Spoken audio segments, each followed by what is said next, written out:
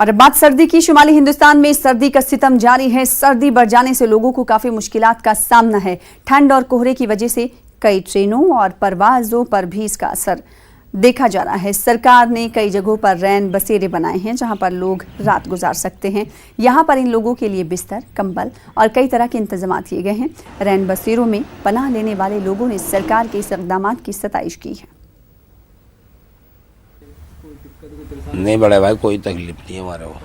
हाँ बढ़िया जी, कोई दिक्कत नहीं, सब बढ़िया है। और अब के बार तो बढ़िया फैसिलिटी हो गई, गद्दे आ गए, तकिए आ गए।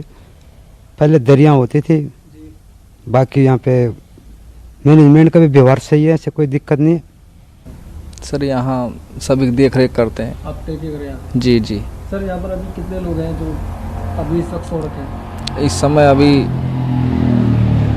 15-16 लोग हैं। 15-16 लोग हैं। सर यहाँ पर इन लोगों के लिए क्या क्या सुविधा है? इसमें रजाई है, गद्दे हैं, पानी की भी व्यवस्था है और एक टाइम सर खाना भी आता है। सर अगर बाई चांस में से किसी की भी तबीयत खराब हो गई उसके लिए आप लोगों ने क्या? जैसे ज़्यादा अगर स्वास्थ्य खराब है तो हमारे पास हॉस्पिटल है बगल ही, LNJP हॉस्पिटल में तत्काल ले जाकर वहाँ दिखा के लेके आ जाऊँगा, वहाँ भर्ती करवा दूँगा। प्याज की बढ़ती कीमतों